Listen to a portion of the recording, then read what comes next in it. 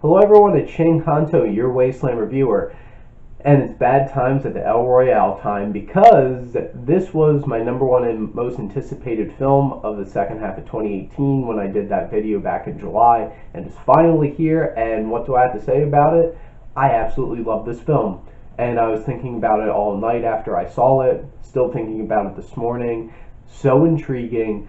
Drew Goddard does it again because he's a great writer with The Martian and Cloverfield, and then directing Cabin in the Woods, which is one of the most subversive horror films. And this film subverts all kinds of expectations on what you thought this was going to be. And really, Goddard does a great job of balancing the story and slowly pulling back the layers and really painting this picture. The storytelling uses a couple of different kinds of storytelling tools, including moments of turning back the clock and recapturing different moments from different perspectives, so you get this full story, flashbacks, stuff like that. It's non-linear. A lot of people are comparing this to Quentin Tarantino, and I can see the comparisons, and I can see definitely the comparisons with Hateful Eight, with this being a claustrophobic kind of, you're stuck in this one place with these group of people, and each person kind of getting what they bring to the table, and everybody has their secrets, everybody has backstory that you're wondering about that makes them increasingly more intriguing. The pacing, I can agree that this film could be long and scenes could be drawn out. For me, I thought that they worked well, and I thought that it built tension nicely, and it really got a chance for you to really flesh out these characters and really make some interesting connections with them.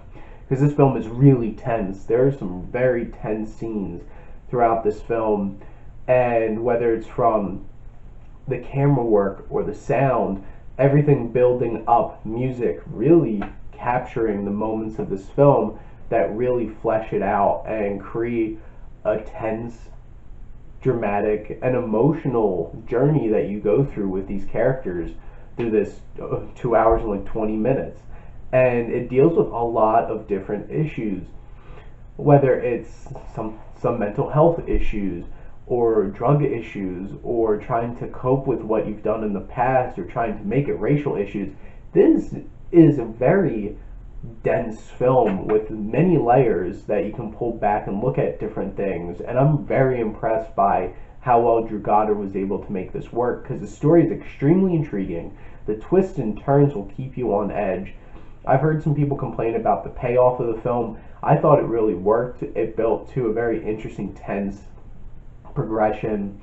I have to say some of the story threads turn out to be like big red herrings, or like things kind of like things don't progress to some kind of conclusion for a lot of stuff, and it's very interesting. And also there are points where I do appreciate where it doesn't let us know what happens or tell us something in particular, because that really worked for the film and really worked for creating tension and creating the story. And these main characters all have very interesting backgrounds coming from different things that really shape them, and from a little introduction of a little information from a flashback completely reshapes these characters, and not in a cheap way. Then you look back and realize that makes so much sense. Certain things make so much sense going back, and really this film is amazing and is able to capture all these characters in this increasingly denser, thicker web of lies and deceits and secrets, and trying to figure out what's really going on here. Michael Giacchino is now becoming one of my favorite composers, because the music in this is great. It's either very classy, catching that time period of the film, or it's really tense and unnerving and really captures what's going on screen.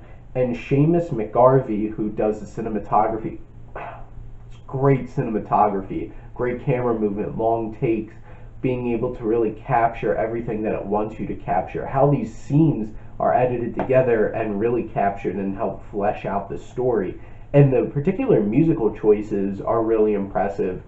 And there's one in particular with Billy, who is Chris Hemsworth's character, and what it does for each of the different characters in the scene and how they react to it, that really captures some character moments And I think this film is really, really powerful, tense, so well crafted.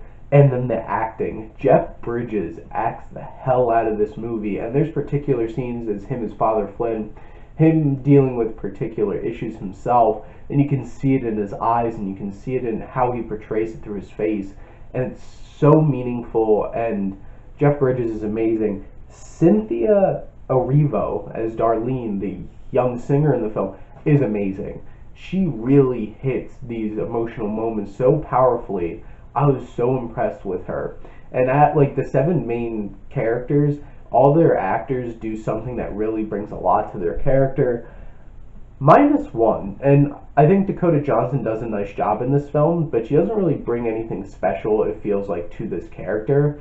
And I feel like maybe a more dynamic actress could have done a little bit more with the character of Emily. John Hamm hams it up, actually, in this film, and he has some different interesting layers and complexities to his character that you really get to see. And the physical acting in general in this film was really well done, and John Hamm does a really good job in one particular scene where he has to really show a lot with his eyes and his face. Chris Hemsworth really eats this film up as this Charles Manson, like, cult leader, Billy Lee, and he does a fantastic job. It's cool seeing him back with Drew Goddard after Cabin in the Woods, and he really sells his character and makes him more than just some kind of stereotype. And you can really see he captures this childlike immaturity on like the bottom levels of him that he gets called out on. And it's very interesting and intriguing to see how this does. Apparently the character of Miles, according to an article I just read, was supposed to be for Tom Holland, and I can see that because Lewis Pullman, who plays him, looks very much like Tom Holland. I thought it was him in the trailer at first. His character is one of the more interesting characters of the film, and he really carries some emotional moments and really is powerful. Kaylee Spaney plays Ruth, another young woman in the film. I don't want to give too much away from her, but she's really unnerving in the film. And then Nick Offerman pops up he's not one of like the main 7, but I love Nick Offerman, and he's in it for a little bit, and I can always appreciate him popping up. I love this film, if you couldn't tell. I think this is one of the coolest films of the year. It's definitely, now it's in my top 5. I really loved Bad Times at the El Royale. I ate this up. This is the kind of movie for me. And I loved Hateful Eight a lot more than a lot of people, and I love this film a lot more than it seems that critics are loving it, because it has relatively positive reviews. But this is like really there for me and really worked on so many levels. If you really appreciate crazy characters in a really tensely built, well-crafted, musically inclined kind of film, like a Coen's or a Tarantino, this is so well done, and you will love this. I don't think this film's for everybody. It's not exactly what you expect it to be, but I loved it. Go check this out, and thank you as always for supporting your Wasteland reviewer.